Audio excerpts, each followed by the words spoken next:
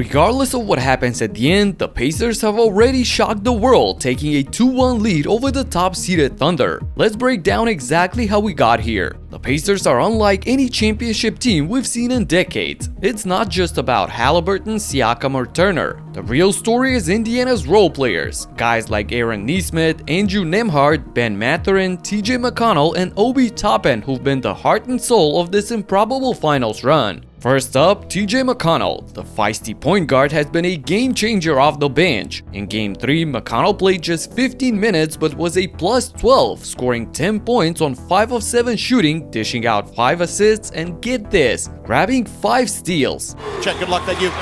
Mike. All right, Georgia steal off the Siakam make. Siakam's going to try again, three-pointer.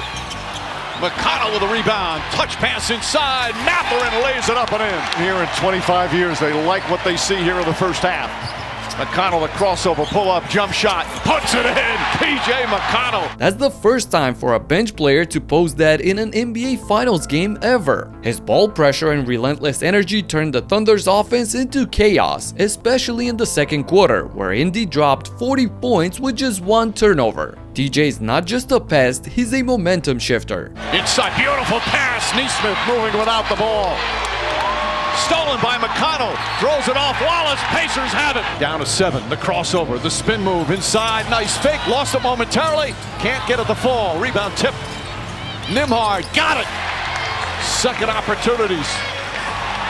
McConnell on the steal and he backs it home. He's done it again. Across the series, the floor general is averaging 10 points, 5 assists, and 2.7 steals while shooting an absurd 67% on mid-range shots. He thrives at home and feeds off of the crowd's energy, so I expect him to have an electric performance tomorrow night as well. Then there's Bennedict Mathurin, who after sitting out for most of the series against New York has become Indiana's X-factor in the finals. The matchups in the series are more fitting for his playing style. He's strong, quick, and athletic enough to go against the dogs of the Thunder. In Game 3, Mathurin dropped a game-high 27 points in just 22 minutes off the bench, shooting a blistering 9 of 12 from the field and 7 of 8 from the free throw line. That's an efficiency you don't see every day. His ability to attack the rim and draw fouls, averaging 4 free throws per game in the playoffs despite playing just 16 minutes, has been huge. Mathurin counted out a foul! Ben's aggression in the half court is exactly what Indy needs when the game slows down. His plus 16 in Game 3 showed he's not just scoring, he's tilting the floor. Across the finals, he's averaging 15.3 points off the bench, making him one of the most dangerous 6 men in the finals history, only behind Jason Terry, who posted 18 in that epic 2011 Mavs run. And Rick Carlisle told quite a story about Ben's mentality after the game. You can order these calendars that start on a specific day and then they count days. Every day he would come in and take one off and take one off. And he was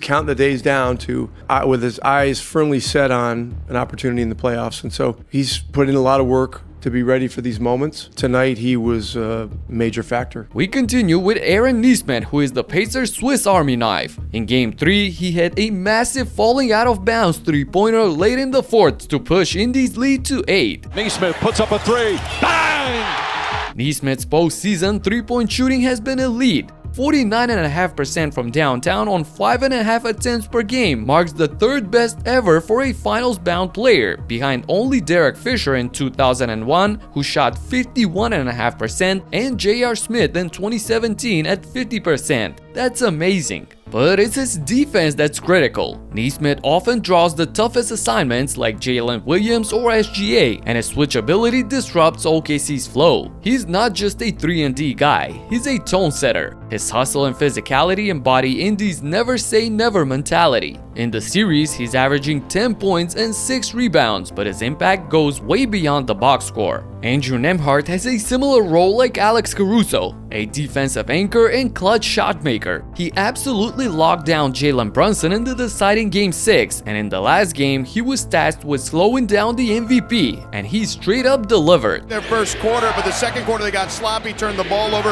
needed to withstand Indy's physicality. He said it was Indy's best quarter of the series thus far, as we see a tie-up there. Nembhard's understanding of SGA's tendencies led to clever double teams and timely switches. He held Shai to 24 points on 9 of 12 shooting while committing 6 turnovers, the most for him in the finals, a far cry from his 38 in Game 1 and 34 in Game 2. Offensively, Nembhard chipped in 8 points, including a stone-cold step back over Caruso in the fourth quarter. Nembhard, step back, puts it up, puts it in!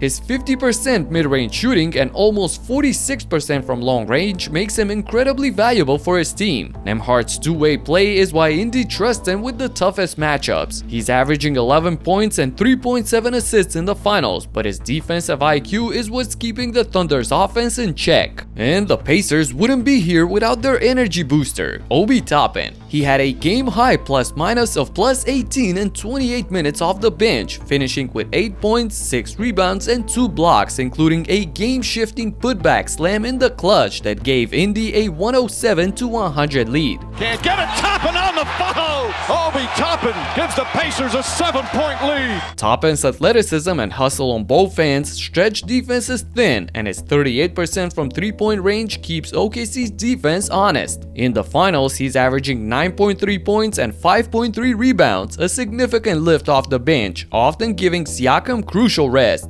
Obi's ability to make winning plays, whether it's a hustle rebound or a clutch block, is why the Pacers bench outscored OKC's 49-18 in Game 3. That's astonishing. Now let's talk about Indy's defensive anchor, especially late in Game 3, that allowed them to flip the script in this series. Myles Turner was a beast around the rim, swatting away 5 shots, 3 of which came in the fourth when it mattered the most, putting Chet Holmgren in his little pocket. Holmgren three-pointer blocked by Turner! Holmgren gets it back with 4 to shoot. Holmgren down the lane, the runner.